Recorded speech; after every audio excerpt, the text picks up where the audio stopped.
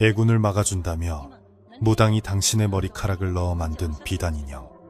하지만 깊은 밤, 신당 창고 문틈으로 새어나오는 수천 명의 신음소리를 아십니까?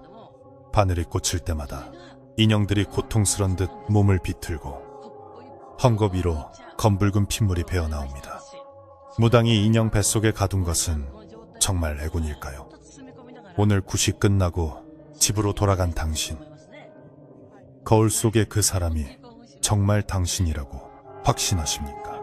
옛날 아주 먼 옛날에 호랑이가 담배를 피우고 산신령이 구름을 타고 논일던 시절, 깊고 깊은 산골짜기 끝자락에 사시사철 짙은 안개가 머무르는 기이한 마을이 하나 있었습니다. 그 마을은 워낙 산세가 험하고 길이 좁아 외부 사람들의 발길이 좀처럼 닿지 않는 곳이었으나 유독 마을 가장 높은 곳에 자리 잡은 기와집 하나만은 밤낮 없이 불이 꺼지지 않았다고 합니다. 그 집은 마을 사람들에게도 두려움의 대상이었지만 동시에 마지막 희망을 품고 찾아가는 곳이기도 했으니 바로 용하다는 무당이 홀로 기거하며 신을 모시는 신당이었습니다. 마을 사람들은 그 앞을 지나갈 때면 행여나 인기척을 낼까 숨을 죽이고 발 뒤꿈치를 들고 걸었으며 아이들이 울다가도 저 집 할머니가 온다 하면 뚝 그칠 정도로 그곳에는 서늘하고도 무거운 기운이 감돌고 있었습니다. 이 신당에는 돌석이라는 이름의 젊은 사내 하나가 머슴으로 살고 있었는데 그는 본래 부모도 없이 떠돌며 남의 집 헛간에서 잠을 청하고 식은 밥덩이로 끼니를 때우던 외로운 처지였습니다. 그러던 어느 늦가을 밤, 찬바람이 뼛속까지 파고들어 더 이상 갈 곳이 없어진 돌석이 우연히 이 마을에 흘러들게 되었고 줄인 배를 움켜쥐고 쓰러져 있던 그를 거두어 준 것이 바로 그 신당의 주인이었습니다. 돌석은 처음 그 집에 발을 들여놓았을 때 느꼈던 그 기묘한 전율을 평생 잊을 수 없었는데 그것은 따뜻한 온기가 아니라 마치 얼음장처럼 차갑게 식어버린 방바닥의 냉기와 콧속을 찌르는 리타고도 매캐한 향냄새 때문이었습니다. 하지만 당장 굶어 죽을 판국에 찬밥 더운 밥 가릴 처지가 아니었기에 그는 그저 먹여주고 재워준다는 말 한마디에 감지덕지하며 그 집의 굳은 일을 도맡아 하게 되었습니다. 돌석이 모시는 무당은 나이를 가늠할 수 없는 묘한 얼굴을 하고 있었는데 언뜻 보면 젊은 여인처럼 피부가 고왔으나 눈빛만은 천년을 산 늙은이처럼 깊고 탁하여 함부로 쳐다볼 수 없는 위엄이 서려 있었습니다. 그녀는 평소에는 말수가 거의 없어 하루 종일 방 안에 틀어박혀 무언가를 꼼지락거리는 일이 많았는데 돌석에게 내린 지시는 단 한 가지. 절대로 해가 진 뒤에는 안채 뒤편에 있는 허름한 창고 근처에 얼씬도 하지 말라는 것이었습니다. 돌석은 워낙 천성이 묻어나고 시키는 일만 묵묵히 하는 성격이라 처음에는 그 말을 대수롭지 않게 여겼으나 날이 갈수록 그 창고 쪽에서 들려오는 이상한 소리에 귀를 기울이지 않을 수 없게 되었습니다. 그것은 바람 소리 같기도 하고 누군가 끙끙 앓는 소리 같기도 하여 듣는 사람의 마음을 한없이 불안하게 만드는 소리였습니다. 이 기와집에는 돌석 외에도 오랫동안 무당의 수발을 들어온 늙은 할멈이 한 명 더 있었는데 그녀는 귀가 어두운 척, 눈이 침침한 척하며 세상 일에 일절 관심을 두지 않는 듯 보였습니다.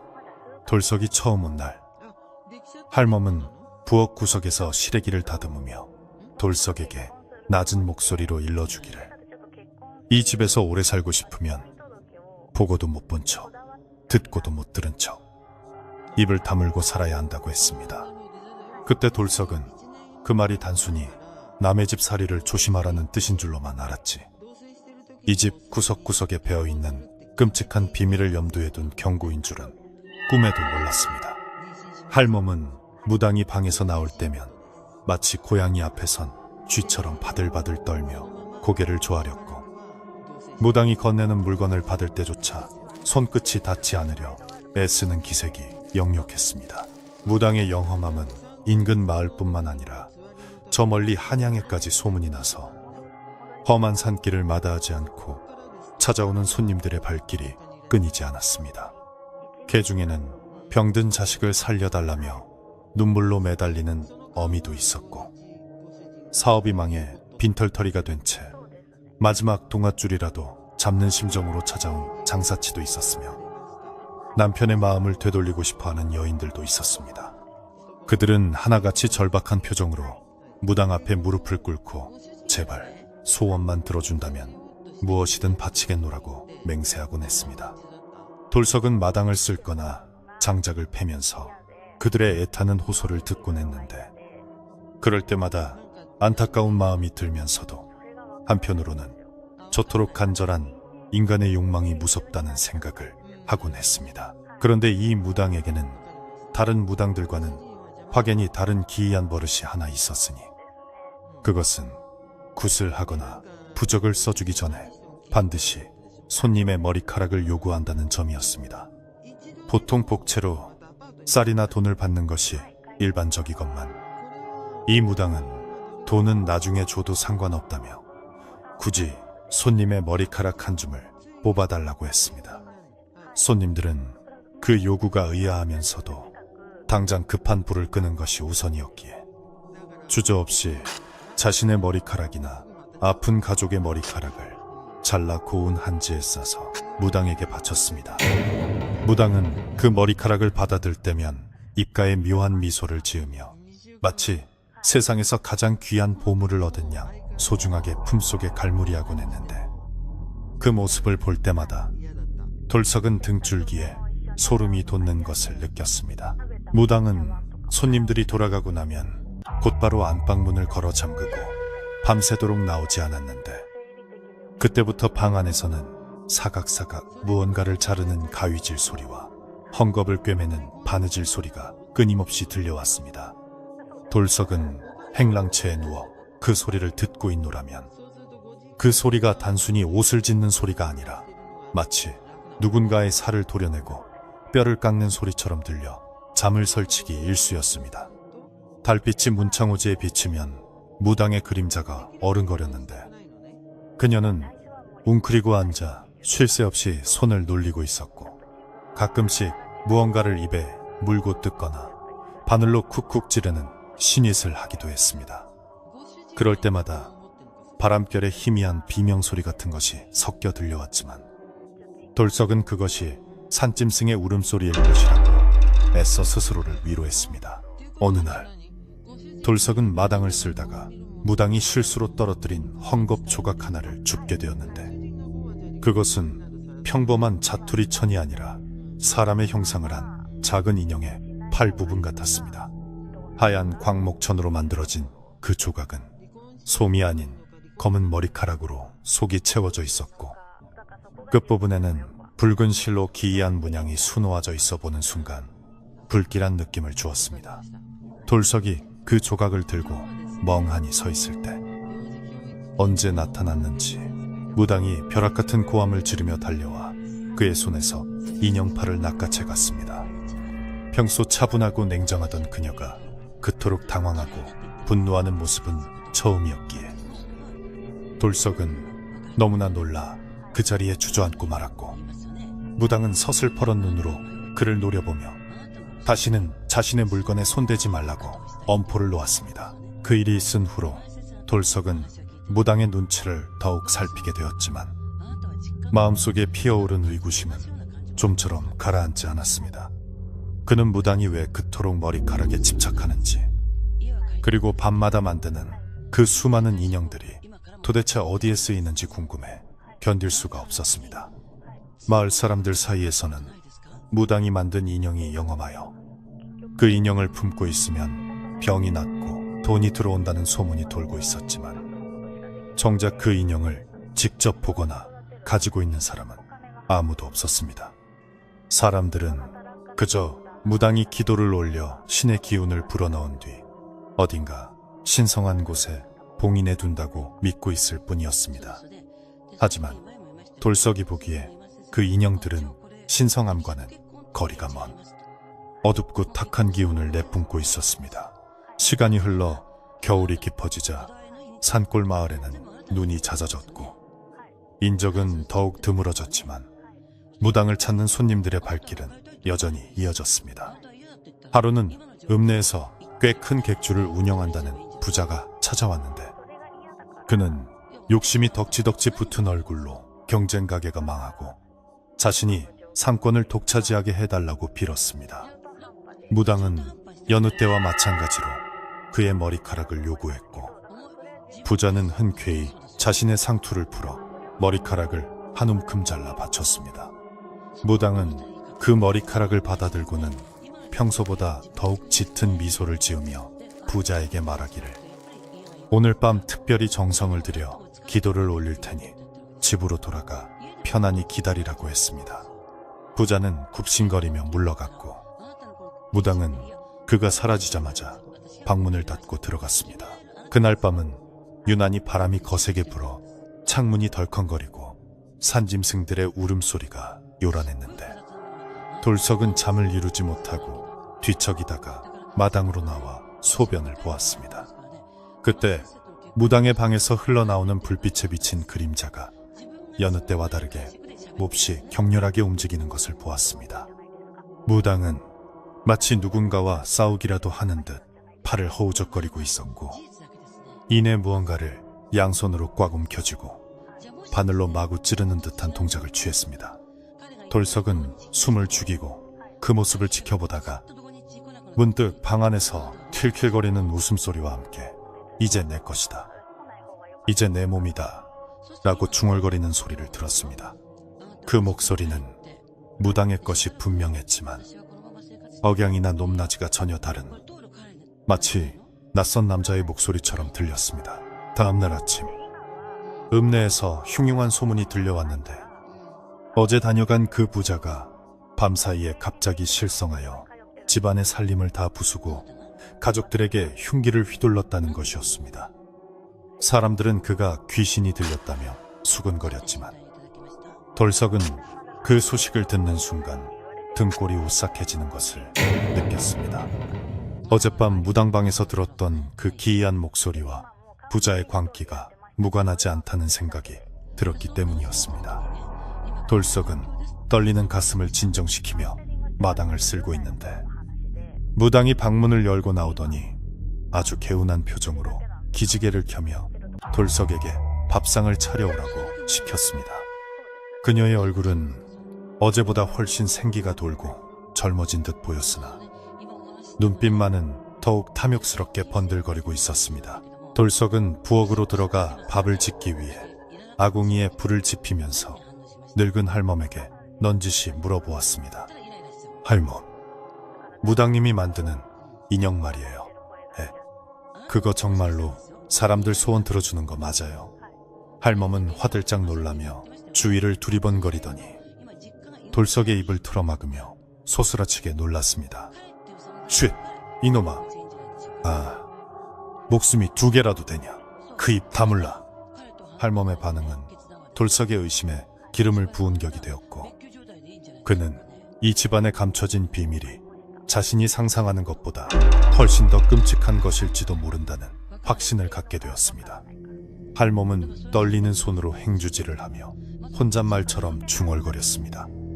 사람 욕심이 화를 부르는 법이지. 공짜는 없어. 세상에 공짜는 없는 법이야.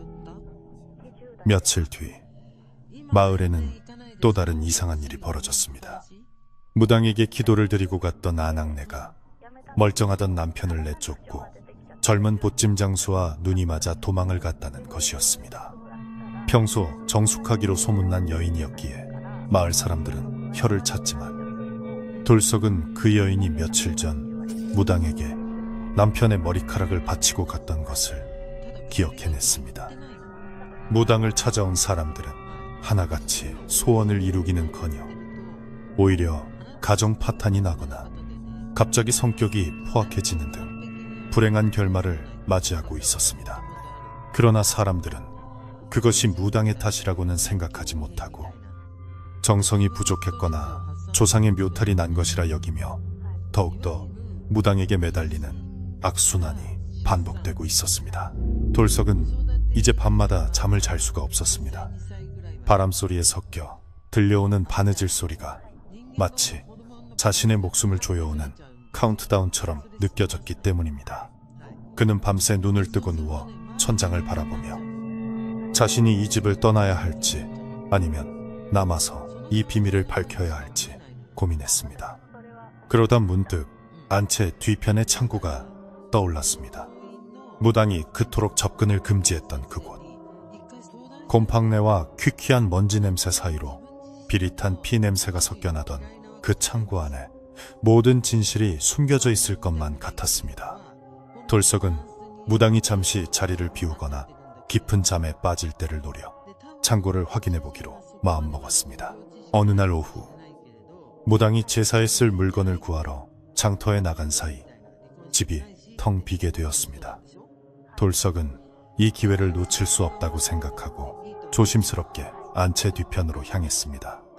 창고 앞에는 커다란 자물쇠가 채워져 있었고 문틈으로는 햇빛조차 들어가지 않을 만큼 캄캄한 어둠이 깔려 있었습니다. 돌석이 조심스레 창고문에 귀를 대보니 안에서 사그락 하는 수리가 들려왔습니다. 그것은 쥐가 갉아먹는 소리 같기도 했지만 자세히 들어보니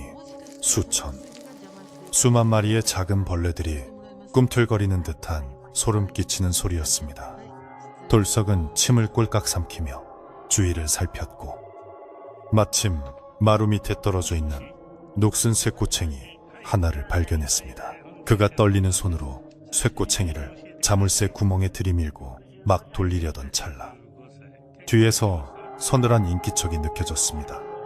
돌석이 흠칫 놀라 뒤를 돌아보니 장에 갔다던 무당이 어느새 돌아와 무표정한 얼굴로 그를 내려다보고 있었습니다. 그녀의 손에는 붉은 핏물이 뚝뚝 떨어지는 생고기 덩어리가 들려 있었고 입가에는 알 수 없는 비릿한 미소가 걸려 있었습니다. 돌석아, 거기서 뭐하니? 그녀의 목소리는 너무나 부드러워 오히려 더 공포스러웠습니다. 돌석은 다리에 힘이 풀려 주저앉을 뻔했지만 기지를 발휘하여 쥐를 잡으려고 했다고 둘러댔습니다. 무당은 잠시 그를 빤히 쳐다보더니 고개를 끄덕이며 말했습니다. 그래, 쥐가 많지. 아주 징그럽고 귀찮은 쥐새끼들이 말이야. 그날 밤 무당은 돌석에게 평소보다 많은 양의 저녁밥을 주었습니다. 하얀 쌀밥에 고깃국까지 곁들여진 상을 받은 돌석은 의심스러웠지만 며칠간 긴장하느라 허기가 져 허겁지겁 밥을 먹었습니다. 밥을 먹고 나니 견딜 수 없는 졸음이 쏟아졌습니다. 눈꺼풀이 천근만근 무거워져 몸이 물먹은 솜처럼 늘어졌습니다. 돌석은 이것이 무당의 수작임을 직감했지만 이미 정신이 혼미해져 어찌할 도리가 없었습니다. 흐릿해지는 의식 속에서 그는 무당이 자신의 머리카락을 쓰다듬으며 가위를 들이대는 모습을 본 것 같기도 했습니다. 너는 참으로 튼튼하고 건강한 몸을 가졌구나. 그녀의 속삭임이 귓가를 맴돌며 돌석은 깊은 어둠 속으로 빠져들었습니다. 얼마나 잤을까? 돌석이 눈을 떴을 때는 사방이 캄캄한 밤이었습니다. 머리가 깨질 듯이 아프고 속이 울렁거렸지만 그는 본능적으로 자신의 머리를 만져보았습니다. 다행히 머리카락은 그대로 있었지만 등골이 서늘한 느낌은 가시지 않았습니다. 그때 문 밖에서 누군가 긁는 소리가 들렸습니다. 드르르 드르르. 돌석은 숨을 죽이고 문 쪽을 바라보았습니다. 문창호지에 비친 그림자는 분명 사람의 형상이었지만 그 크기가 너무나 작았습니다. 마치 어린아이만 한 크기의 무언가가 문턱을 넘으려고 안간힘을 쓰는 듯했습니다. 돌석은 용기를 내어 문을 벌컥 열어젖혔습니다. 그러나 문 밖에는 아무도 없었고 오직 차가운 밤바람만이 토란히 불어오고 있었습니다. 하지만 돌석의 눈에 띈 것이 있었으니 마당 한가운데 떨어져 있는 작은 헝겊 인형이었습니다. 그것은 돌석이 입고 있는 옷과 똑같은 색깔의 천으로 만들어져 있었고 가슴 부위에는 바늘이 깊숙이 꽂혀 있었습니다. 돌석은 떨리는 손으로 그 인형을 집어들었습니다. 인형은 차가웠지만 이상하게도 맥박이 뛰는 듯한 미세한 진동이 느껴졌습니다. 그리고 인형의 눈이 그려진 자리에서 붉은 액체가 눈물처럼 흘러내리고 있었습니다. 돌석은 비명을 지르며 인형을 던져버리고 싶었지만 손이 말을 듣지 않았습니다. 마치 인형이 그의 손바닥에 들러붙은 것처럼 떨어지지 않았습니다. 그 순간 멀리 창고 쪽에서 둔탁한 소리가 들려왔습니다. 쿵, 쿵, 쿵. 마치 누군가 안에서 문을 두드리는 소리였습니다. 돌석은 공포에 질려 뒷걸음질 쳤지만 알 수 없는 힘에 이끌려 창고 쪽으로 발걸음을 옮기게 되었습니다. 이제는 더 이상 피할 수 없다는 것을, 오늘 밤 안으로 이 모든 비밀을 끝장내지 않으면 자신이 저 인형꼴이 될 것이라는 것을 본능적으로 깨달았습니다. 밤 안개가 자욱한 마당을 가로질러 창고 앞에 다다랐을 때 굳게 닫혀있던 자물쇠가 바닥에 떨어져 뒹굴고 있는 것이 보였습니다. 그리고 창고 문이 아주 조금, 손가락 하나 들어갈 만큼 열려 있었습니다. 돌석은 마른 침을 삼키며 떨리는 손으로 문고리를 잡았습니다. 틈새로 새어나오는 냉기는 바깥의 추위와는 비교도 안 될 만큼 살을 애는 듯 했습니다. 안에서 들려오는 울음소리는 이제 뚜렷하게 들려왔습니다. 살려주세요. 꺼내주세요. 추워요. 수많은 사람들의 목소리가 뒤섞인 그 울음소리는 돌석의 심장을 옥죄어 왔습니다. 그는 심호흡을 한 번 크게 하고 눈을 질끈 감았다가 뜨며 문을 활짝 열어젖혔습니다. 삐익하는 소름 끼치는 경첩소리와 함께 드디어 금단의 공간이 그 입을 벌렸습니다. 그날 밤 돌석이 창고문을 활짝 열어젖히려는 찰나 갑자기 등 뒤에서 거센 돌풍이 불어와 쥐고 있던 호롱불을 단숨에 꺼트리고 말았습니다. 칠흑 같은 어둠이 순식간에 사방을 덮치자 돌석은 눈앞이 캄캄해져 아무것도 볼 수 없게 되었고, 다만 창고 안쪽 깊은 곳에서 쏟아져 나오는 비릿한 피냄새와 서늘한 냉기에 압도되어 숨조차 제대로 쉴 수 없었습니다. 그 어둠 속에서 들려오는 울음소리는 더욱 선명해져 마치 수백 명의 사람들이 귓가에 대고 속삭이는 듯 했는데, 그 소리가 너무나 처절하고 원망에 가득 차 있어 돌석은 공포에 질려 뒷걸음질 칠 수밖에 없었습니다. 그는 본능적으로 문고리를 잡아당겨 닫아버리고는 도망치듯 행랑채로 뛰어들어와 이불을 뒤집어 쓰고 밤새도록 벌벌 떨었습니다. 다음 날 아침 해가 중천에 떴음에도 불구하고 돌석은 간밤의 공포에서 쉽게 헤어나올 수 없었으나 무당의 호통 소리에 놀라 부스스 일어날 수밖에 없었습니다. 마당에 나와 보니 무당은 평소와 다름없는 온화하고 고고한 자태로 화초에 물을 주고 있었는데, 간밤에 창고 앞에서 느꼈던 그 끔찍한 기운은 온데간데 없고 오직 향긋한 꽃내음만이 진동하고 있어 돌석은 자신이 헛것을 보았나 의심이 들 지경이었습니다. 하지만 무당의 눈밑은 검게 죽어 있었고 화초에 물을 주는 손길이 어딘지 모르게 거칠고 투박하여 화초의 줄기가 꺾일 듯 위태로워 보였습니다. 그녀는 돌석을 보며 빙그레 웃었지만 그 미소 뒤에는 날카로운 칼날이 숨겨져 있는 듯하여 돌석은 저도 모르게 고개를 숙이고 말았습니다. 돌석은 마음을 진정시키기 위해 장작을 패라는 핑계를 대고 도끼를 챙겨 들고는 도망치듯 집을 빠져나와 마을 어귀로 내려갔습니다. 마을은 겉보기에는 평온해 보였으나 어딘가 모르게 활기가 사라지고 을씨년스러운 분위기가 감돌고 있어 지나는 사람들의 표정 하나하나가 예사롭지 않게 느껴졌습니다. 예전 같으면 삼삼오오 모여 앉아 담소를 나누거나 빨래터에서 웃음꽃을 피우던 아낙네들의 모습은 온데간데 없고, 길을 걷는 사람들은 모두 땅만 보고 걷거나 허공을 응시하며 중얼거리는 등 마치 넋이 나간 사람들처럼 보였습니다. 돌석은 마을 정자나무 아래에 앉아 쉬고 있는 노인에게 다가가 인사를 건넸으나 노인은 초점 없는 눈으로 돌석을 뚫어지게 쳐다보기만 할 뿐 아무런 대꾸도 하지 않았습니다. 그때 며칠 전 무당집을 찾아와 아들의 합격을 빌며 머리카락을 바치고 갔던 김진사 댁 하인이 잔뜩 겁에 질린 표정으로 달려가는 것이 보였습니다. 돌석이 그를 불러 세워 무슨 일이냐고 묻자 하인은 가쁜 숨을 몰아쉬며 믿을 수 없는 이야기를 털어놓았습니다. 글쎄, 우리 도련님이 과거에 급제했다는 소식이 왔는데 정작 도련님은 기뻐하기는커녕 하루 종일 방 안에 틀어박혀 벽만 긁고 있단 말일세. 마님께서 걱정이 되어 들어가 보셨는데 도련님, 눈이 마치 죽은 물고기, 눈처럼 허옇게 뒤집혀서는 사람을 알아보지도 못하고 짐승 소리만 낸다지 뭔가. 하인의 말에 돌석은 등골이 오싹해짐을 느꼈고 무당이 김진사 아들의 머리카락을 붉은 천에 싸서 소중하게 보관하던 모습이 떠올랐습니다. 마을의 궤변은 비단 김진사 댁뿐만이 아니었는데 장사가 안 되어 무당을 찾았던 주막집 여주인은 손님이 미어터지게 많아져 큰돈을 벌었으나 정작 본인은 웃음을 잃고 말라비틀어진 나무처럼 변해버렸다는 소문이 돌았습니다.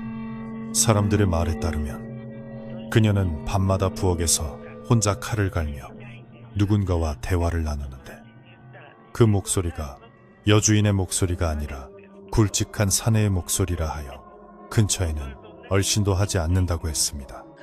또 병든 노모의 쾌유를 빌었던 효자박 서방은 노모가 자리를 털고 일어났으나 갑자기 식성이 바뀌어 생쌀과 날고기를 씹어먹고 키우던 닭을 산채로 잡아먹는 등 기이한 행동을 일삼아 마을 사람들이 두려움에 떨고 있다는 것이었습니다.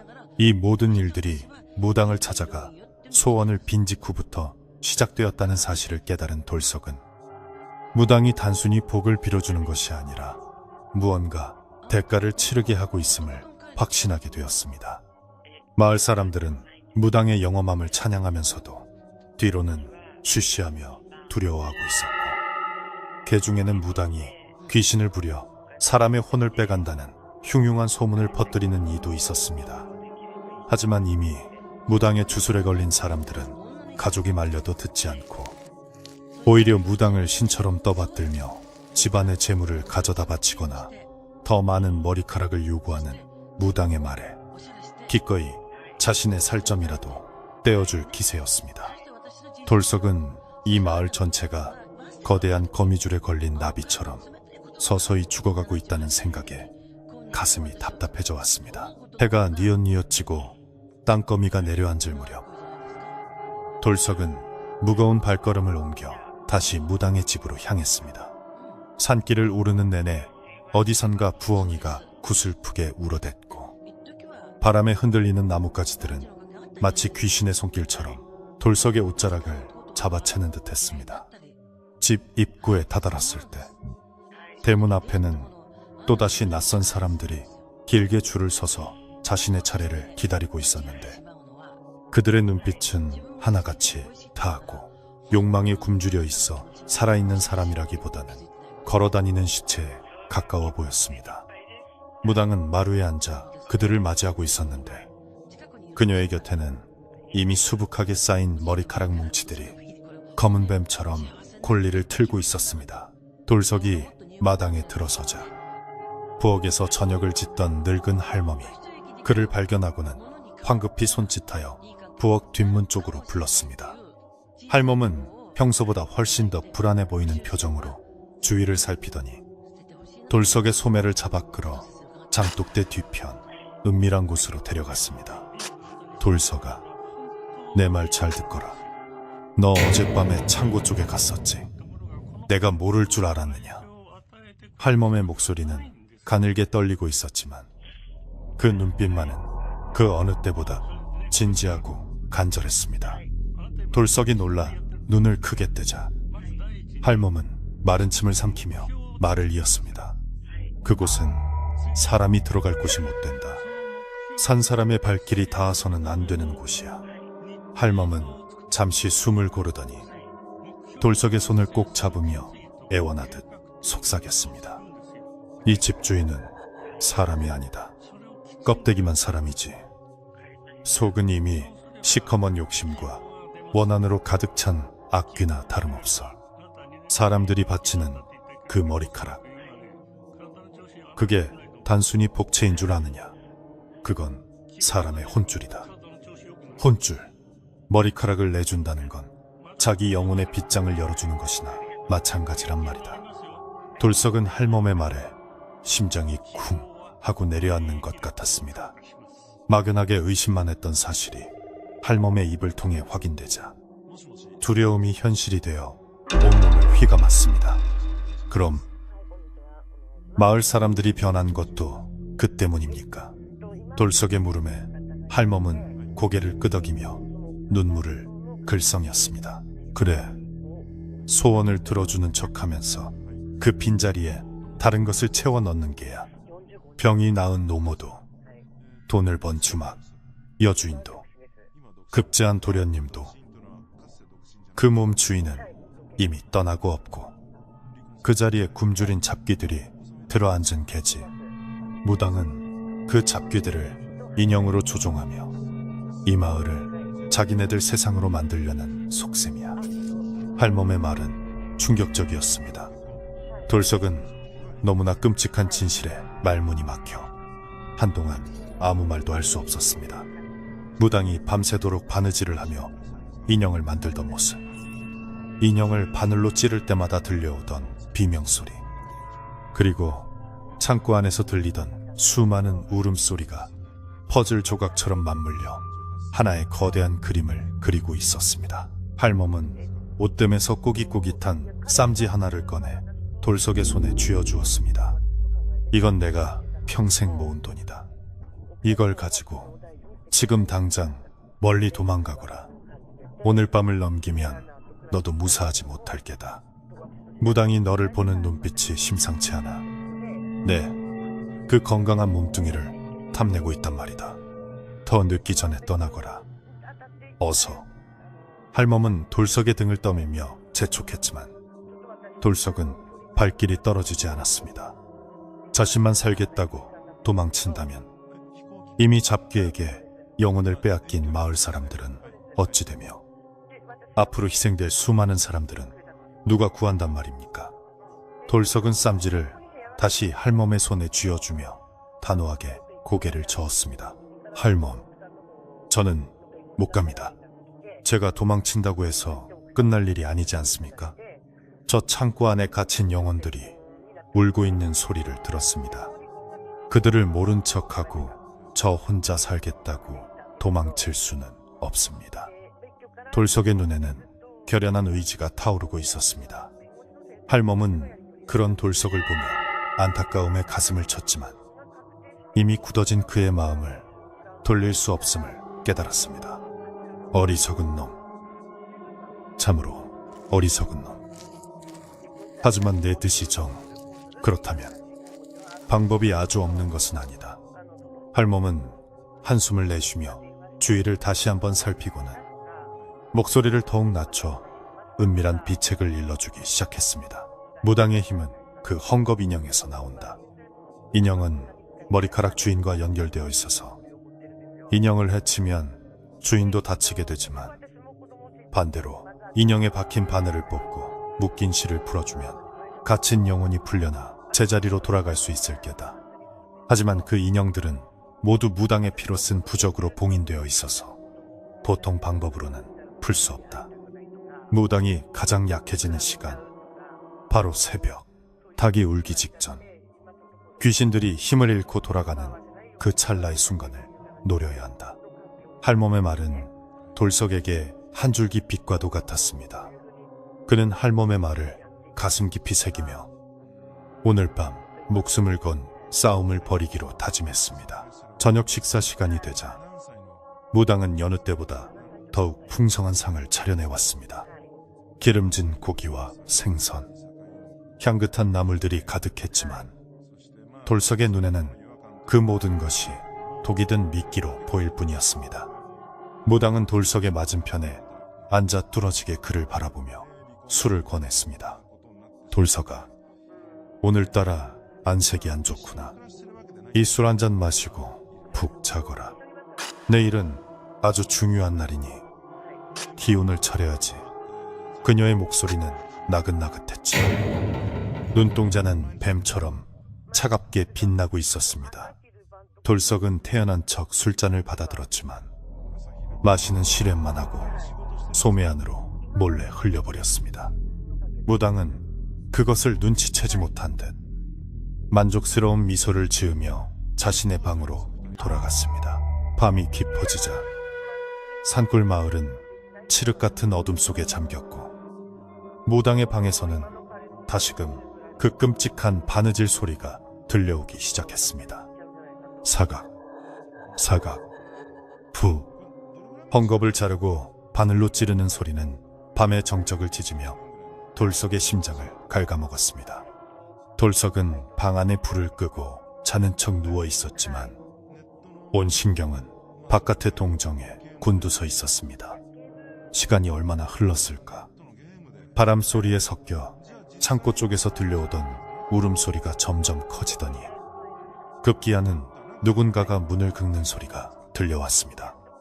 돌석은 식은땀을 흘리며 이불을 꽉 움켜쥐었습니다. 그때 방문이 스르르 열리더니 무당의 그림자가 방 안으로 길게 드리워졌습니다. 그녀는 손에 촛불과 날카로운 가위를 들고 있었는데 촛불에 비친 그녀의 얼굴은 더 이상 사람의 것이 아니었습니다. 입은 귀 밑까지 찢어져 있었고 눈은 붉게 충혈되어 마치 지옥에서 올라온 악귀의 형상을 하고 있었습니다. 무당은 잠든 척하고 있는 돌석의 머리맡으로 다가와 그의 머리카락을 한 줌 움켜쥐었습니다. 가엾은 것, 이제 곧 편안해질 것이다. 네, 그 튼튼한 몸은 이제 나의 훌륭한 장군이 될 것이야. 그녀의 차가운 숨결이 얼굴에 닿자 돌석은 비명을 지르고 싶은 충동을 억누르며 필사적으로 숨을 참았습니다.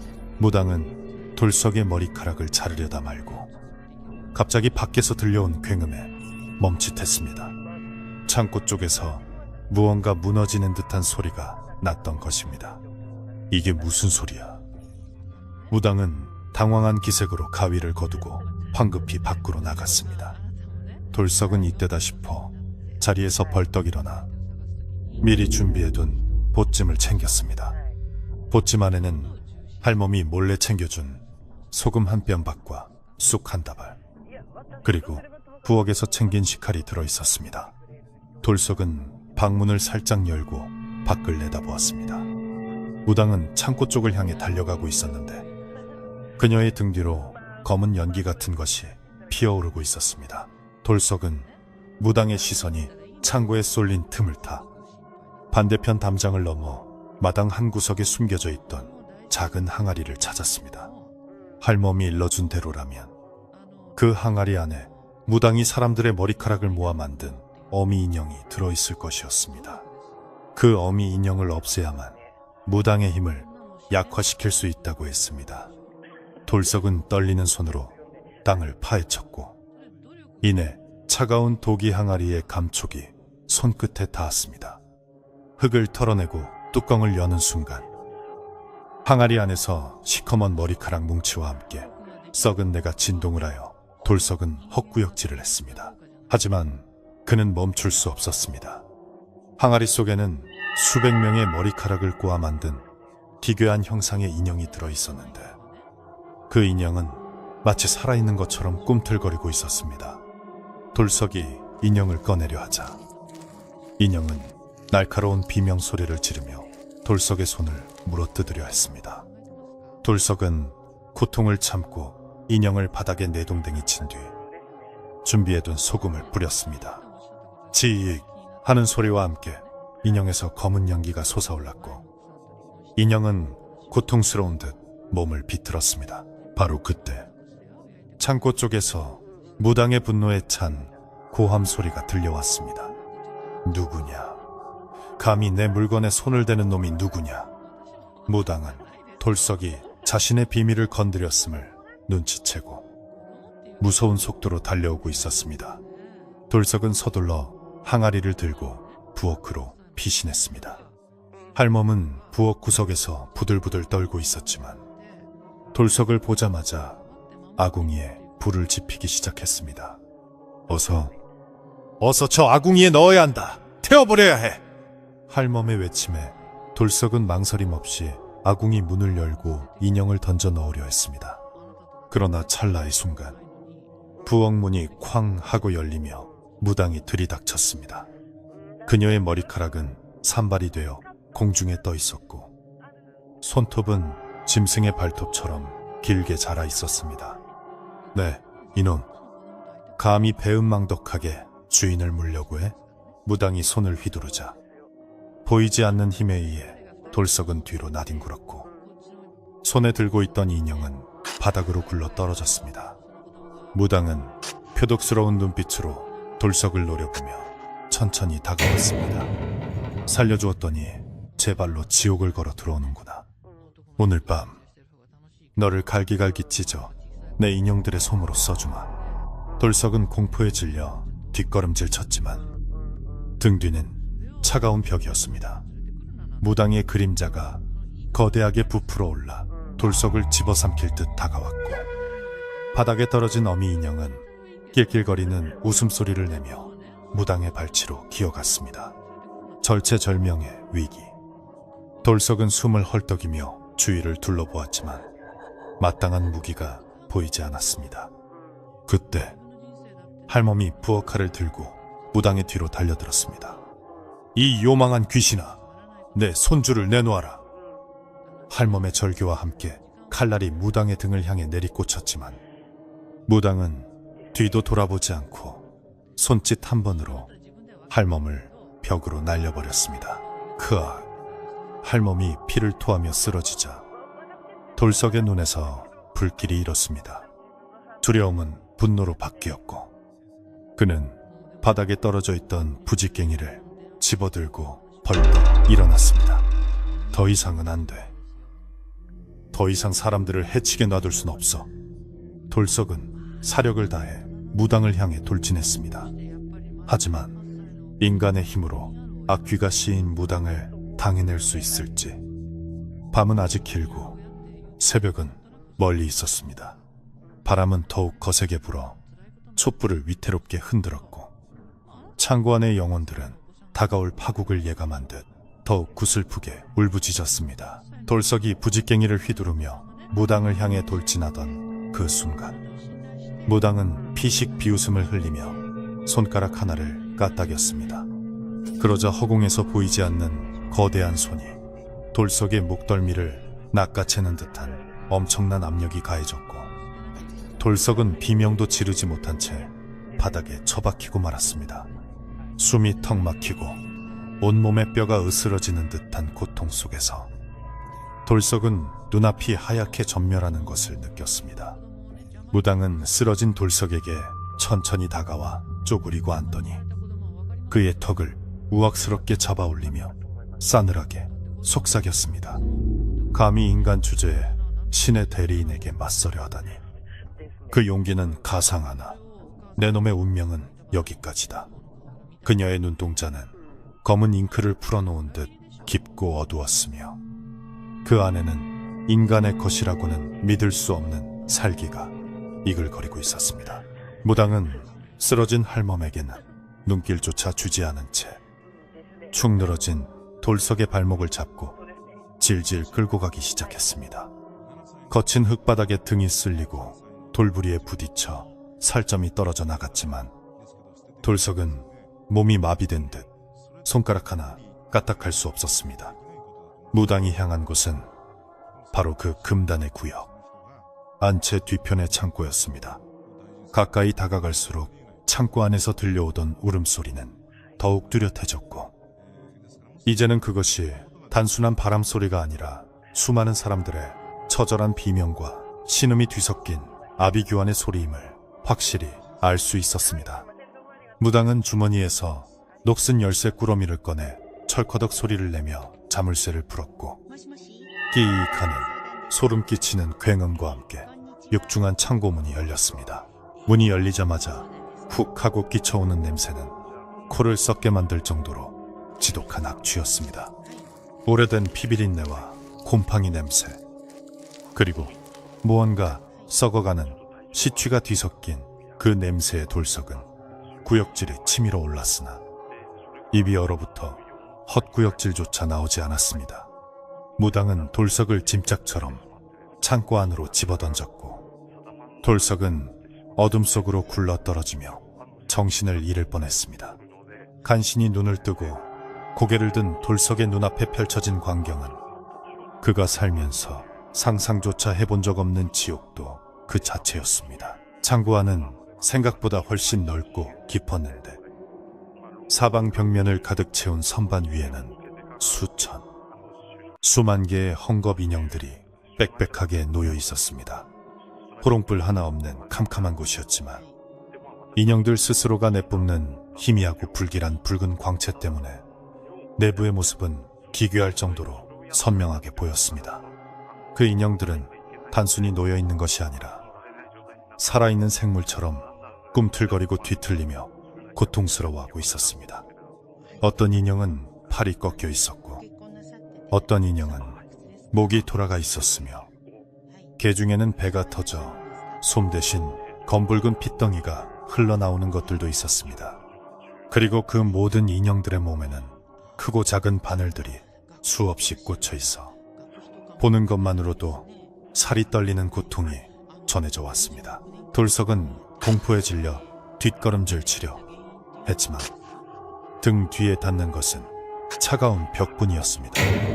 그때 무당이 호롱불을 들고 안으로 들어오며 문을 걸어 잠갔습니다. 불빛이 비치자 인형들의 모습은 더욱 적나라하게 드러났습니다. 돌석은 숨을 헐떡이며 가까이 있는 선반을 쳐다보았고, 순간 심장이 솟는 듯한 충격을 받았습니다. 바로 눈앞에 있는 인형. 푸른색 비단 옷감을 덧대어 만든 그 인형은 며칠 전 과거 급제 소식을 듣고 실성했다던 김진사댁 도련님과 너무나도 닮아 있었던 것입니다. 인형의 얼굴에는 도련님의 특징인 점 하나까지 정교하게 수놓아져 있었고, 머리에는 도련님이 쓰던 가색끈이 묶여 있었습니다. 더욱 끔찍한 것은 그 인형이 흘리고 있는 눈물이었습니다. 실로 꿰매진 눈에서 붉은 피눈물이 뚝뚝 떨어져 바닥을 적시고 있었고, 꿰매진 입술 사이로는 어머니, 살려주세요. 여기가 너무 추워요. 라는 도련님의 목소리가 가늘게 새어나오고 있었습니다. 돌석은 비명을 지르며 고개를 돌렸지만 옆에 있는 인형은 주막집 여주인의 모습을 하고 있었고, 그 옆에는 병이 나았다는 박서방의 노모를 닮은 인형이 웅크리고 있었습니다. 창고 안에 있는 수많은 인형들, 그것은 단순한 인형이 아니라 마을 사람들의 영혼이 갇혀있는 감옥이었습니다. 무당은 돌석의 경악하는 모습을 즐기듯 바라보며 섬뜩한 미소를 지었습니다.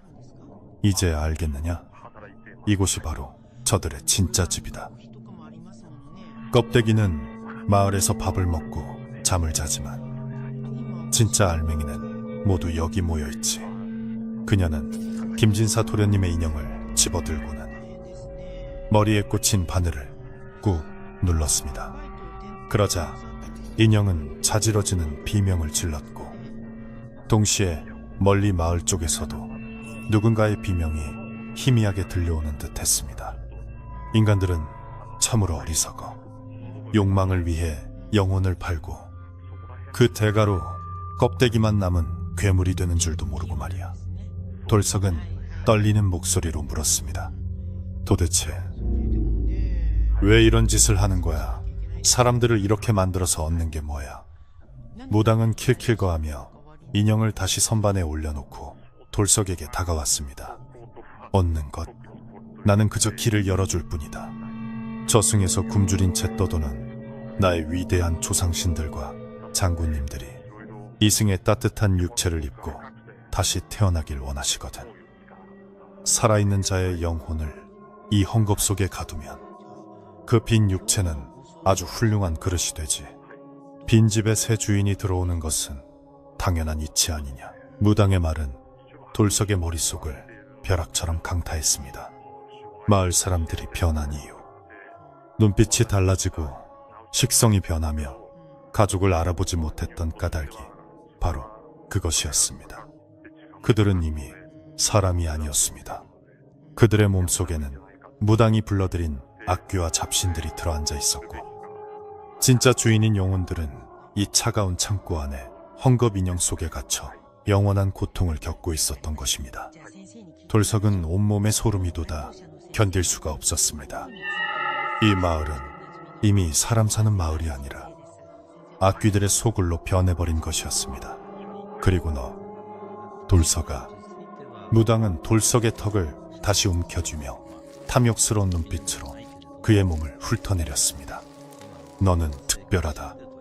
부모도 형제도 없이 홀로 거친 세상을 살아남은 그 강인한 생명력, 그리고 무엇보다 때묻지 않은 그 튼튼한 육체.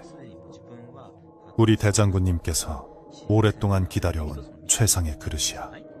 오늘 밤 자시제 의식을 치르고 나면 너는 대장군님을 모시는 영광스러운 몸이 될 것이다. 무당은 돌석의 머리카락을 한 줌 쥐고는 품에서 가위를 꺼내 서걱하고 잘라냈습니다. 잘린 머리카락을 쥐고 환희에 찬 표정을 짓는 그녀의 모습은 그 어떤 악귀보다 더 흉측해 보였습니다. 무당은 돌석을 참고 구석에 있는 굵은 기둥에 밧줄로 꽁꽁 묶었습니다. 얌전히 기다리고 있거라. 밖에서 의식 준비를 마치고 돌아올 때까지 네가 들어갈 인형은 아주 특별하게 만들어 두었으니 기대해도 좋아. 그녀는 구석에 놓인 아직 완성되지 않은 하얀 무명천 인형을 가리키며 웃었습니다. 그 인형은 돌석의 키만한 크기로 가슴 부위가 뻥 뚫려 있어 솜을 채워넣기만을 기다리고 있었습니다. 무당은 호롱불을 들고 나가버렸고 창고문은 다시 굳게 닫혔습니다. 칠흑 같은 어둠이 다시 찾아왔지만 인형들의 울음소리와 붉은 광채 때문에 공포는 더욱 가중되었습니다. 혼자 남겨진 돌석은 절망감에 휩싸였습니다. 밧줄은 억세게 조여와 움직일 수 없었고 사방에서 들려오는 살려줘, 꺼내줘 라는 속삭임은 정신을 갉아먹는 듯 했습니다. 그는 고개를 떨구고 흐느꼈습니다. 할멈 말이 맞았어. 도망쳤어야 했어. 하지만 후회해봤자 이미 늦은 일이었습니다. 이제 곧 자시가 되면 자신의 영혼도 저 인형 속에 갇히게 되고 자신의 몸은 악귀의 것이 되어 사람들을 해치고 다닐 것입니다. 생각만 해도 끔찍한 일이었습니다. 그때 어둠 속에서 무언가 반짝이는 것이 눈에 들어왔습니다. 그것은 돌석이 묶인 기둥 바로 옆 선반 아래에 떨어져 있는 작은 쇠붙이였습니다. 자세히 보니 그것은 무당이 인형을 만들 때 쓰던 부러진 바늘 조각 같기도 하고 낡은 못 같기도 했습니다. 돌석은 희망의 끈을 놓지 않고 몸을 비틀어 그 쇠붙이 쪽으로 손을 뻗었습니다. 밧줄에 쓸린 손목이 쓰라리고 아팠지만 포기할 수는 없었습니다. 낑낑대며 손가락을 뻗은 끝에 간신히 쇠붙이를 손에 꼽을 수 있었습니다. 그것은 끝이 날카로운 부러진 대바늘이었습니다. 돌석은 대바늘을 손가락 사이에 끼우고 손목을 옥죄고 있는 밧줄을 긁기 시작했습니다. 밧줄은 두껍고 질겨서 쉽게 끊어지지 않았지만 돌석은 이를 악물고 계속해서 톱질하듯 밧줄을 썰었습니다. 서걱 서걱. 인형들의 울음소리에 묻혀 그 작은 소리는 밖으로 새어나가지 않았습니다. 시간이 얼마나 흘렀을까. 손가락에 물집이 잡히고 피가 흘러 밧줄을 적실 무렵 드디어 툭하는 소리와 함께 밧줄 한 가닥이 끊어졌습니다. 돌석은 가쁜 숨을 몰아쉬며 더욱 힘을 내어 나머지 밧줄들도 끊어내기 시작했습니다. 한편 밖에서는 둥둥거리는 북소리와 징소리가 들려오기 시작했습니다. 무당이 말한 의식이 시작되려는 모양이었습니다. 돌석의 마음은 더욱 급해졌습니다. 이대로 죽을 수는 없어. 절대로 내 몸을 그따위 귀신들에게 넘겨줄 수는 없어. 그는 마지막 젖먹던 힘을 다해 밧줄을 잡아당겼고 마침내 밧줄이 스르르 풀리며 손이 자유로워졌습니다. 돌석은 재빨리 발목의 밧줄도 풀어내고 자리에서 일어났습니다. 다리가 저려 휘청거렸지만 짚고 일어설 기둥이 있어 다행이었습니다. 돌석은 창고 안을 둘러보았습니다. 수많은 인형들이 그를 바라보고 있었습니다. 그들의 눈빛은 원망과 고통으로 가득 차 있었지만 한편으로는 돌석에게 마지막 희망을 걸고 있는 듯했습니다. 돌석은 김진사 도련님 인형 앞으로 다가갔습니다. 그리고 떨리는 손으로 인형 머리에 박힌 바늘을 조심스럽게 뽑았습니다.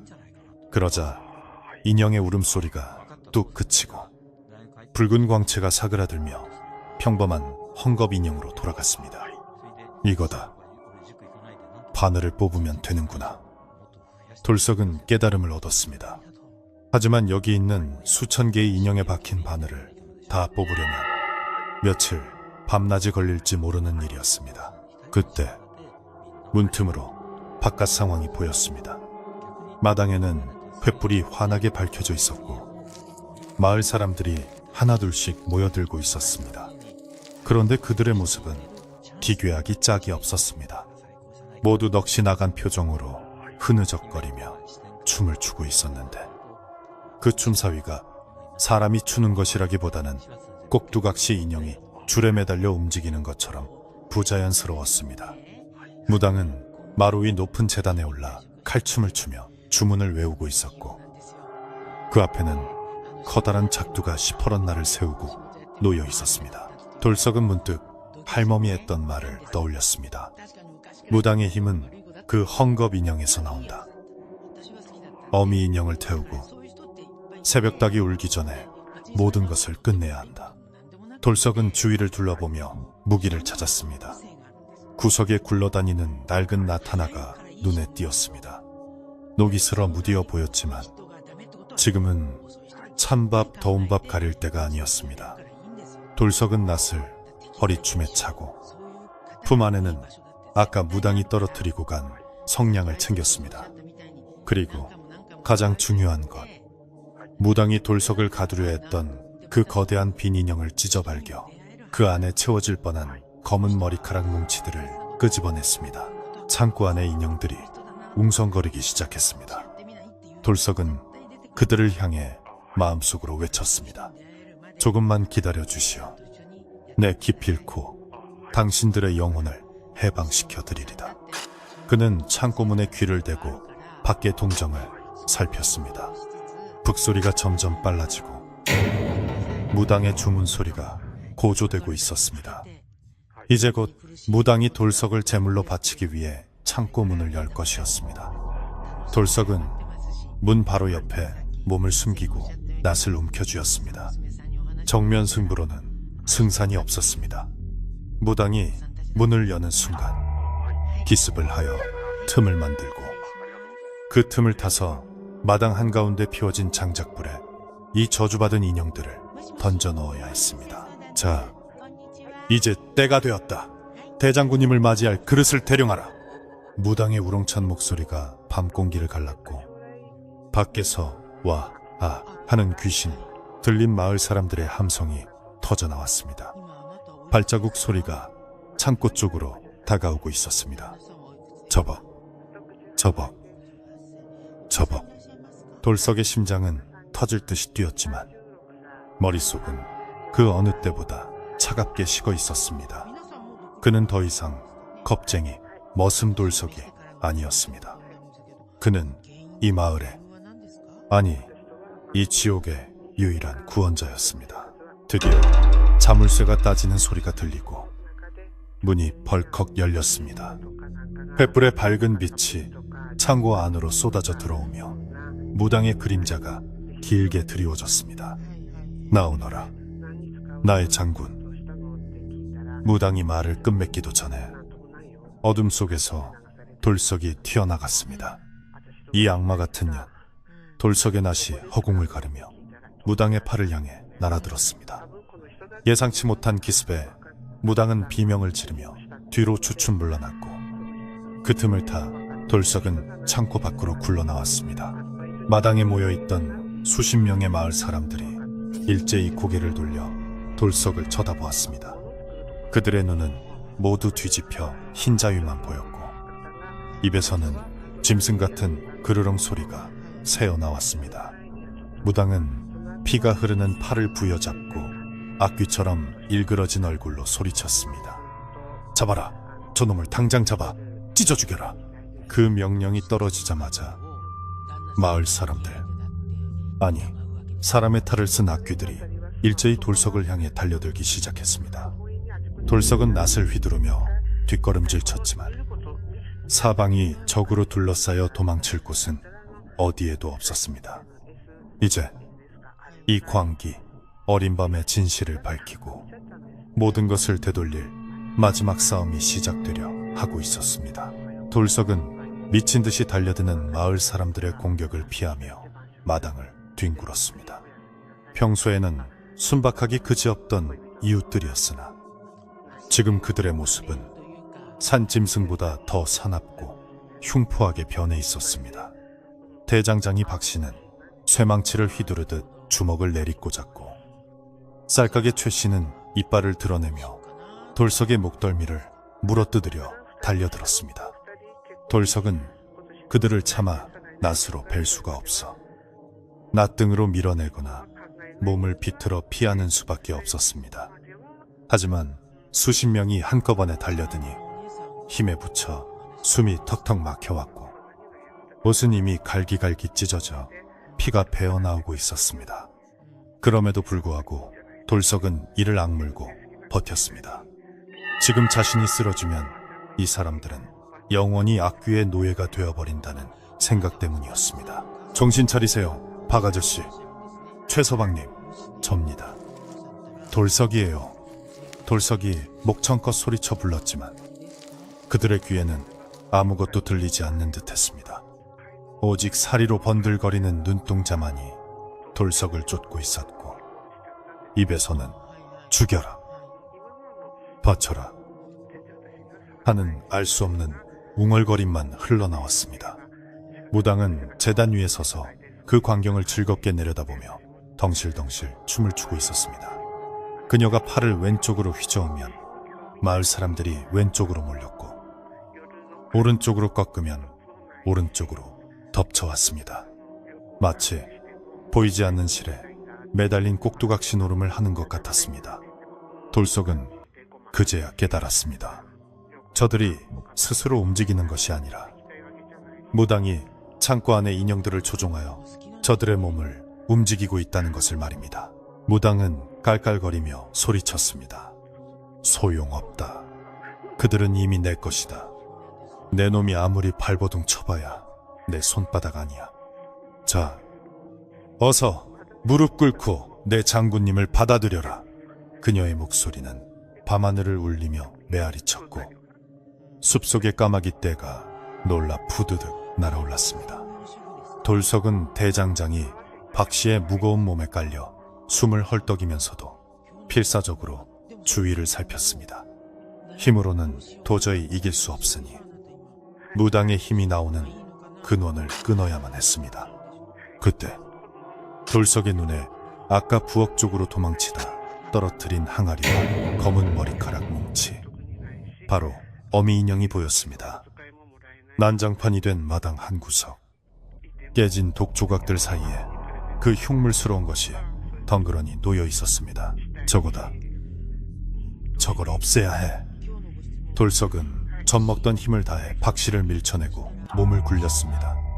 박씨가 중심을 잃고 쓰러지자 그 틈을 타 돌석은 부엌 쪽을 향해 네 발로 기기 시작했습니다. 하지만 무당도 돌석의 시선이 어디로 향하는지 눈치채고 말았습니다. 안 돼. 저놈을 막아라. 저놈이 내 보물을 노린다. 무당의 다급한 외침에 춤을 추던 마을 사람들이 일제히 방향을 틀어 돌석을 덮쳤습니다. 수많은 손들이 돌석의 발목을 잡고 머리카락을 잡아당기고 옷자락을 늘어졌습니다. 돌석은 마치 늪에 빠진 것처럼 앞으로 나아갈 수가 없었습니다. 이거 놔! 이거 놓으란 말이야! 돌석은 절규하며 낯을 허공에 휘둘렀지만 허공만 가를 뿐이었습니다.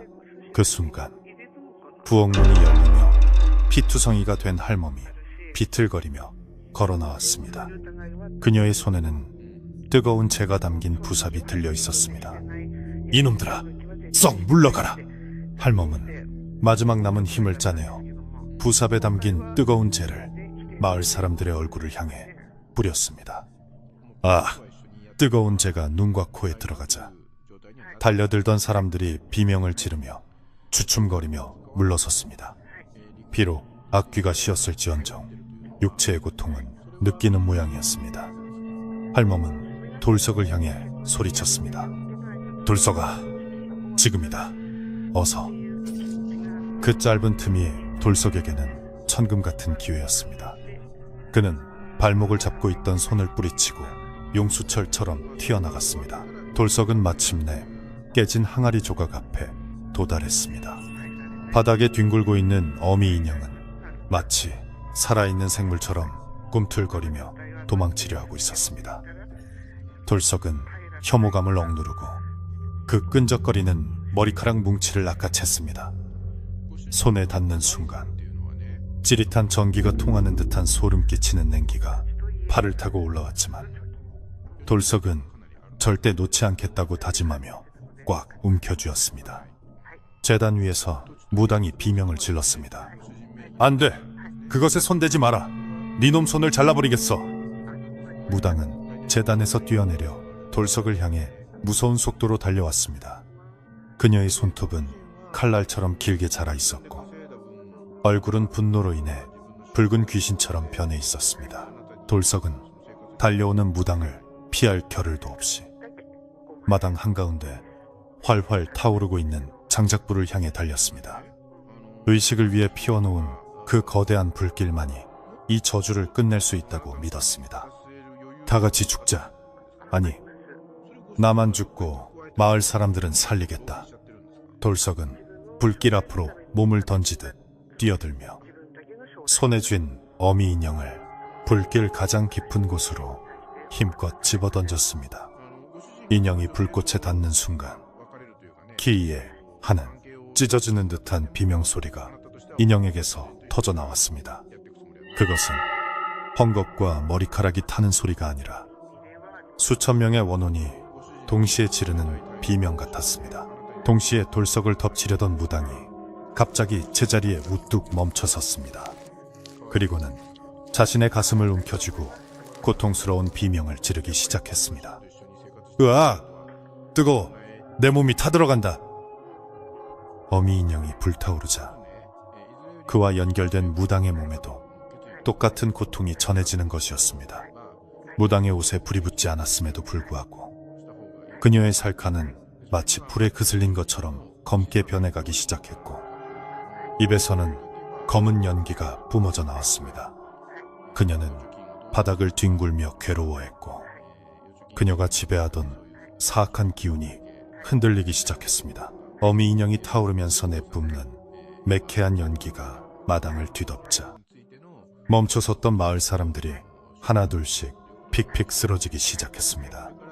마치 줄이 끊어진 인형처럼 바닥으로 고꾸라지는 그들의 입에서는 희미한 검은 안개 같은 것이 빠져나가 허공으로 흩어졌습니다.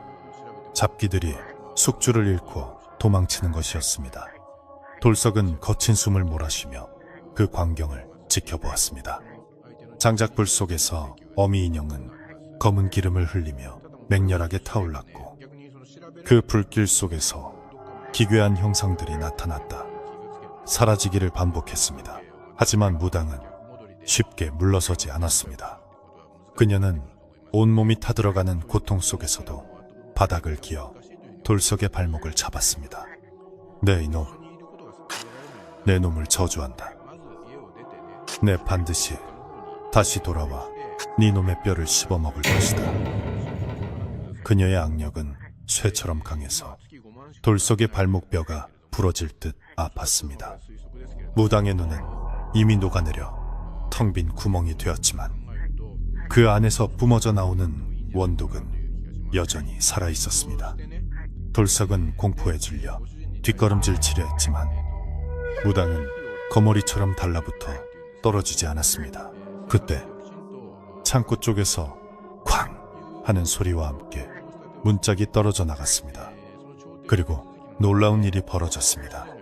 창고 안에 갇혀있던 수많은 헝겊 인형들이 저절로 굴러나와 마당으로 쏟아지기 시작한 것입니다. 누가 시킨 것도 아닌데 인형들은 대골대골 굴러 장작불 주위로 모여들었습니다. 그리고 불길의 열기에 의해 인형들에 박혀있던 바늘들이 하나둘씩 튕겨나가기 시작했습니다. 피. 바늘이 빠질 때마다 허공에서는 고맙습니다. 고맙습니다. 하는 은은한 목소리가 울려 퍼졌습니다. 억울하게 갇혀있던 진짜 영혼들이 풀려나는 소리였습니다. 영혼들의 기운이 강해지자 무당은 더욱 괴로워하며 비명을 질렀습니다. 순수한 영혼들의 기운은 악귀에게는 치명적인 독과 같았습니다. 안 돼. 가지 마라. 너희는 내 것이다. 무당은 허공을 향해 손을 휘저으며 발악했지만 이미 대세는 기울어져 있었습니다. 무당의 몸에서 빠져나온 검은 그림자가 하늘을 덮으려 했지만 해방된 수많은 하얀 영혼들이 빛이 되어 그 어둠을 밀어내고 있었습니다. 밤하늘에서는 빛과 어둠이 뒤엉켜 거대한 회오리 바람을 일으켰고 마을 전체가 윙윙거리는 소리로 진동했습니다. 돌석은 무당의 소나기 힘이 약해진 틈을 타 발을 빼내고 쓰러진 할멈에게 달려갔습니다. 할멈, 정신 차리세요! 할멈은 가쁜 숨을 몰아쉬며 희미하게 웃었습니다. 해냈구나. 네가 해냈어. 이제 다 끝났다. 할멈의 눈가에는 안도의 눈물이 고여 있었습니다. 돌석은 할멈을 부둥켜 안고 하염없이 눈물을 흘렸습니다. 자신이 혼자가 아니었음을, 이 늙고 병든 할멈의 희생이 없었다면 결코 해내지 못했을 일임을 뼈저리게 느꼈습니다. 시간이 얼마나 지났을까. 장작불이 사그라들고 어미 인형이 한 줌의 재로 변하자 무당의 비명소리도 잦아들었습니다. 무당이 있던 자리에는 쭈글쭈글하게 말라 비틀어진 낡은 옷가지와 검은 재만이 남았고 그녀의 육체는 온데간데 없이 사라져버렸습니다. 악귀가 사라지자 마을을 덮고 있던 짙은 안개도 서서히 걷히기 시작했습니다. 차가웠던 밤 공기에 훈훈한 기운이 감돌기 시작했고 하늘의 별들도 다시금 그 영롱한 빛을 되찾았습니다. 바닥에 쓰러져 있던 마을 사람들이 하나둘씩 신음소리를 내며 움직이기 시작했습니다. 여기가 어디지? 내 머리가 왜 이렇게 아프지? 김진사댁 하인이 머리를 감싸주며 일어났고 대장장이 박씨도 멍한 표정으로 주위를 두리번거렸습니다. 그들은 자신들이 지난 며칠간 무슨 짓을 했는지 전혀 기억하지 못하는 듯 했습니다. 그저 깊고 끔찍한 악몽을 꾸다 깨어난 사람들처럼 얼떨떨한 표정들이었습니다. 하지만 그들의 눈빛만은 예전에 그 맑고 선한 눈빛으로 돌아와 있었습니다. 돌석은 벅차오르는 감정을 억누르며 창고 쪽을 바라보았습니다. 창고 안은 텅 비어 있었고 그 많던 헝겊 인형들은 모두 사라지거나 평범한 천조각으로 변해 바닥에 흩어져 있었습니다. 허공을 맴돌던 하얀 빛의 무리들은 마을 사람들 머리 위를 한 바퀴 빙글 돌더니 이내 밤하늘 높이 솟아올라 은하수 속으로 사라졌습니다. 제자리로 돌아가는 영혼들의 뒷모습은 평온하고 아름다웠습니다. 잘 가시오. 부디 좋은 곳으로 가시오. 돌석은 마음속으로 빌며 고개를 숙였습니다. 그때 멀리 동쪽 산등성이 너머에서 여명이 밝아오기 시작했습니다. 붉은 태양이 고개를 내밀며 어둠을 몰아내자 마을 어느 집 담장 위에서 수탉이 목청껏 울어젖혔습니다. 꽃기요! 그 힘찬 울음소리는 지난밤의 모든 공포와 저주가 완전히 끝났음을 알리는 승리의 나팔소리와도 같았습니다. 아침 햇살이 마당을 비추자 돌석에 찢어진 옷과 상처투성이 몸이 드러났지만 그는 아픔을 느낄 겨를도 없이 상쾌한 아침 공기를 깊이 들이마셨습니다. 살았다. 살아남았다. 그리고 모두를 지켰다는 안도감이 밀물처럼 밀려왔습니다. 마을 사람들은 서로를 부둥켜 안고 울거나 멍하니 앉아 아침 해를 바라보며 살아있음을 확인하고 있었습니다. 그들 중 누구도 돌석이 밤새 홀로 치른 그 처절한 사투를 온전히 이해하지는 못하겠지만 어딘지 모르게 가벼워진 몸과 마음으로 본능적인 해방감을 느끼고 있었습니다. 돌석은 슬그머니 자리를 피해 할멈을 업고 행랑채로 들어갔습니다. 할멈의 몸은 깃털처럼 가벼웠지만 그 안에 담긴 생명력은 아직 꺼지지 않았음을 느꼈습니다. 이제는 푹 쉬어야 할 때였습니다.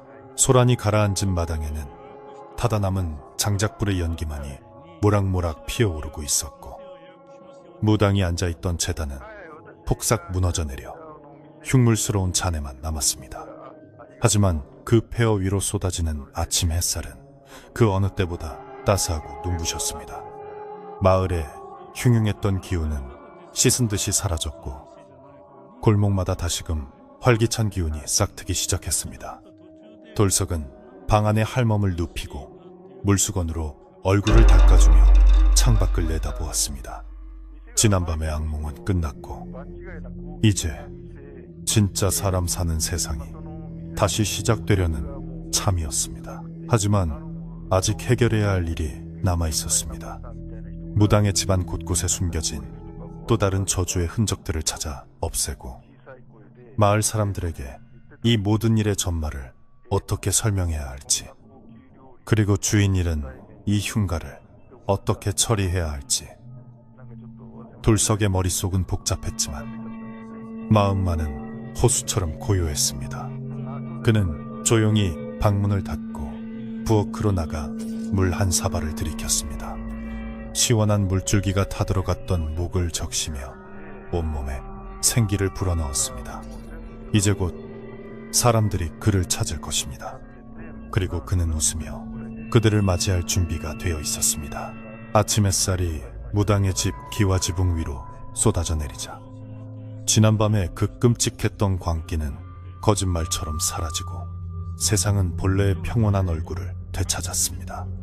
밤새 마을을 휘감고 있던 검은 안개가 걷히면서 드러난 산골 마을의 풍경은 눈이 시리도록 맑고 투명했습니다.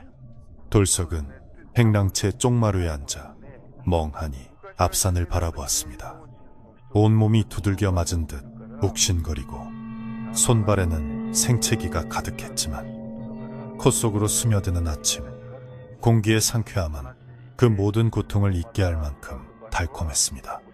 처마 끝에 매달린 고드름에서 물방울이 톡 떨어지는 소리가 마치 평화의 시작을 알리는 종소리처럼 들려왔습니다. 방 안에서는 늙은 할멈이 깊은 잠에서 깨어나 부스스 몸을 일으키고 있었습니다. 돌석이 황급히 들어가 부축하자 할멈은 거친 손으로 돌석의 볼을 쓰다듬으며 눈시울을 붉혔습니다. 살았구나. 우리가 정말로 살아남았어. 할멈의 목소리는 갈라지고 쉬어 있었지만 그 안에는 깊은 안도감과 따뜻한 정이 묻어났습니다. 돌석은 부엌으로 나가 남은 쌀을 씻어 묽은 미음을 끓였습니다. 아궁이에서 타닥타닥 타오르는 장작불 소리가 정겹게 들려왔고 솥뚜껑 사이로 새어나오는 구수한 밥 냄새가 빈집을 채우자 비로소 이곳이 사람이 사는 집처럼 느껴지기 시작했습니다. 돌석이 호호 불어가며 떠먹여주는 미음을 받아먹은 할멈의 얼굴에 옅은 홍조가 돌아왔습니다. 해가 중천에 떠오를 무렵 마을 사람들이 하나둘씩 무당의 집으로 모여들기 시작했습니다. 그들의 표정은 어젯밤과는 사뭇 달랐습니다. 며칠간 자신들이 겪었던 기이한 일들과 지난밤의 끔찍한 기억이 뒤섞여 혼란스러운 듯 보였지만 눈빛만은 맑고 선했습니다. 개 중에는 자신이 아내에게 칼을 휘둘렀다는 사실을 기억해내고 땅을 치며 통곡하는 사내도 있었고 자식의 머리카락을 제 손으로 잘라 바쳤던 일을 떠올리며 가슴을 쥐어뜯는 어미도 있었습니다.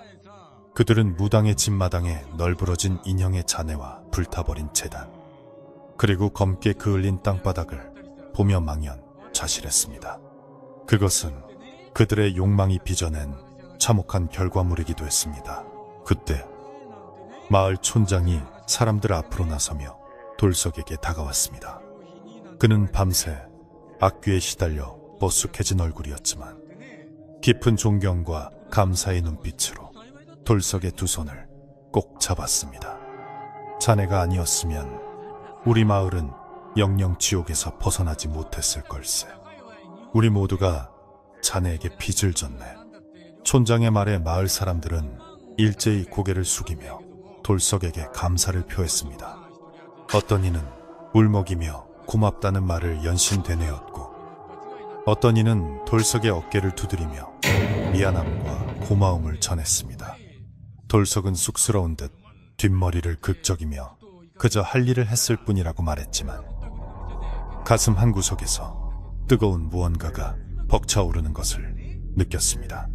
평생 천덕꾸러기 머슴으로만 살아왔던 그가 처음으로 누군가에게 진심 어린 인정을 받는 순간이었습니다. 사람들은 힘을 합쳐 무당의 집을 정리하기 시작했습니다. 남자들은 무너진 창고의 잔해를 치우고 불길한 기운이 서린 물건들을 모두 모아 마당 한가운데 쌓았습니다. 여자들은 우물에서 맑은 물을 길어와 집안 구석구석을 닦아내며 묵은 때와 함께 나쁜 기운을 씻어냈습니다. 창고가 있던 자리에는 깊은 구덩이를 파고 소금을 한 가마니 들이부은 뒤 흙으로 단단히 메웠습니다. 그리고 그 위에 마을의 안녕을 기원하는 작은 돌탑을 쌓기로 했습니다. 더 이상 이곳은 저주의 공간이 아니라 마을 사람들이 서로의 잘못을 뉘우치고 새로운 시작을 다짐하는 약속의 장소가 되었습니다.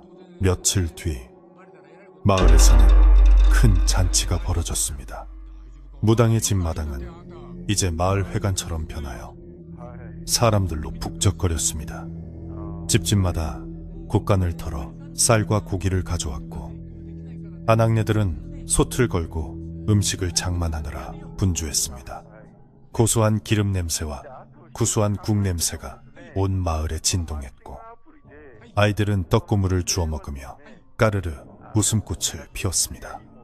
김진사 댁에서는 귀한 소 한 마리를 잡았고 주막집 여주인은 솜씨를 발휘하여 맛깔나는 전을 부쳤습니다. 모두가 한마음으로 준비한 이 잔치는 단순한 먹거리가 아니라 마을의 재탄생을 알리는 신성한 의식과도 같았습니다. 돌석은 잔치상의 가장 상석에 앉게 되었습니다. 평소 같으면 감히 넘보지도 못할 자리였지만 오늘은 그 누구도 이의를 제기하지 않았습니다. 김진사가 직접 술을 따르며 돌석에게 권했습니다. 자, 드시게. 이 술은 자네의 용기에 바치는 우리 마을의 마음일세. 돌석이 떨리는 손으로 술잔을 받아 단숨에 들이키자 사람들은 좋다, 잘한다 하며 박수를 보냈습니다. 따뜻한 술 기운이 식도를 타고 내려가며 얼어붙었던 몸과 마음을 녹여주었습니다. 돌석의 앞에는 김이 모락모락. 나는 하얀 쌀밥과 쇠고기 묵국, 윤기가 흐르는 갈비찜과 각종 나물들이 상다리가 부러질 듯 차려져 있었습니다. 돌석은 숟가락을 들어 뜨거운 국물을 한 모금 떠먹었습니다. 구수하고 시원한 국물 맛이 입안 가득 퍼지자 지난 며칠간의 고생이 눈 녹듯 사라지는 것 같았습니다. 하얀 쌀밥을 한 숟가락 크게 떠서 입에 넣고 오물오물 씹으니 밥알 하나하나에서 단맛이 배어나왔습니다. 배고픔과 두려움에 떨며 찬밥 덩어리를 삼키던 지난 날들이 주마등처럼 스쳐 지나갔습니다. 이제는 더 이상 쫓기지 않아도 되고 숨지 않아도 되었습니다. 이 따뜻한 밥 한 그릇이 주는 위로가 너무나 커서 돌석은 밥을 먹다 말고 뚝뚝 눈물을 흘리고 말았습니다. 옆에 앉아있던 할멈이 슬며시 손수건을 건네주며 등을 토닥여 주었습니다. 많이 먹어라. 내 새끼, 이제 다 괜찮다. 잔치는 밤이 늦도록 이어졌습니다. 사람들은 모닥불을 피워놓고 둘러앉아 옛 이야기를 나누며 웃음꽃을 피웠습니다. 무당에게 홀려 서로를 미워하고 의심했던 시간들을 반성하며 앞으로는 더욱 아끼고 보듬으며 살아가자고 다짐했습니다. 김진사의 아들은 다시 예전의 총명한 모습으로 돌아와 부모님께 효도하겠다고 맹세했고 박서방의 노모는 건강을 되찾아 지팡이 없이도 걸을 수 있게 되었습니다. 마을을 짓누르던 무거운 짐이 벗겨지자 사람들의 얼굴에는 전에 없던 여유와 평화가 감돌았습니다. 달빛이 교교하게 비치는 마당에서 들려오는 사람들의 웃음소리는 그 어떤 음악보다 아름답게 밤하늘을 수놓았습니다. 잔치가 끝나고 사람들이 하나둘 집으로 돌아간 뒤 돌석과 할멈은 마루에 나란히 앉아 밤하늘을 올려다보았습니다. 유난히 별이 밝은 밤이었습니다. 돌석아, 너는 이제 어디로 갈 셈이냐? 할멈의 물음에 돌석은 잠시 생각에 잠겼습니다. 사실 그는 잔치가 끝나면 보쯤을 싸서 다시 길을 떠날 생각이었습니다. 하지만 오늘 마을 사람들이 보여준 따뜻한 정과 홀로 남을 할멈을 생각하니 발길이 떨어지지 않을 것 같았습니다. 글쎄요, 갈 곳이 딱히 있는 것도 아니고 할멈 혼자 심심하실 텐데 제가 여기서 좀 더 머물러도 될까요? 돌석의 말에 할멈의 얼굴에 환한 미소가 번졌습니다. 되고 말고 이 집은 이제 주인 없는 빈집이 아니라 우리 둘이 지켜야 할 집이다. 네가 있어준다면 나야 더 바랄 게 없지. 할멈은 돌석의 손을 꼭 잡았습니다. 그 거칠고 투박한 손에서 전해지는 온기가 돌석의 가슴을 따뜻하게 데워주었습니다. 마을 사람들도 돌석이 떠나지 않고 마을에 남아주기를 간절히 바랐기에 돌석은 이 마을의 일원이 되어 새로운 삶을 시작하기로 마음먹었습니다.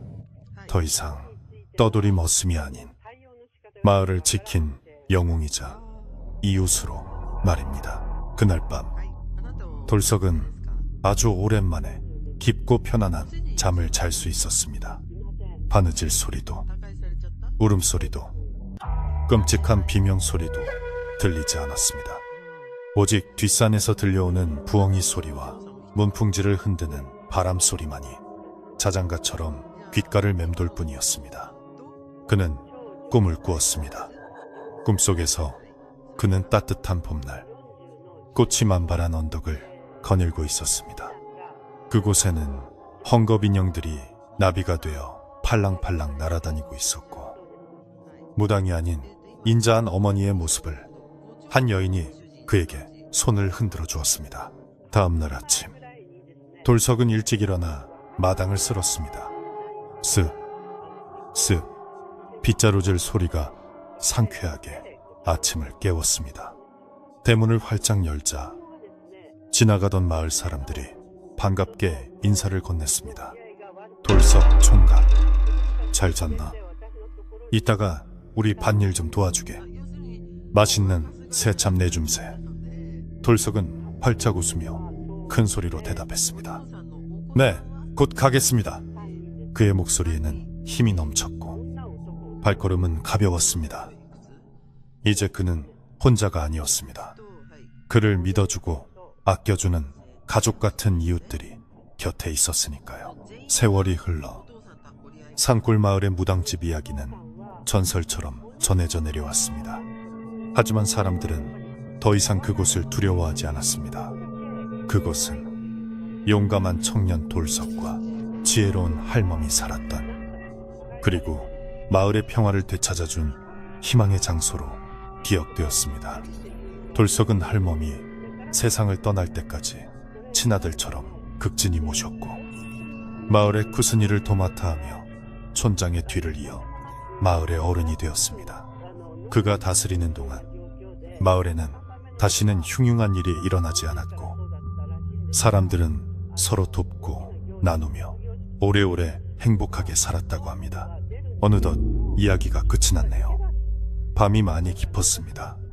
창밖에는 바람이 불고 나뭇잎들이 사각거리는 소리가 들리지만 걱정하지 마세요. 그것은 무당의 바느질 소리가 아니라 당신의 단잠을 지켜주는 자연의 속삭임일 뿐이니까요. 돌석이가 지켜낸 그 평화로운 마을처럼 당신의 밤도 따뜻하고 평온하기를 바랍니다. 무거운 생각은 모두 내려놓고 따뜻한 이불 속에서 포근한 꿈 꾸시게. 자, 이제 등불을 끄겠습니다. 안녕히 주무세요.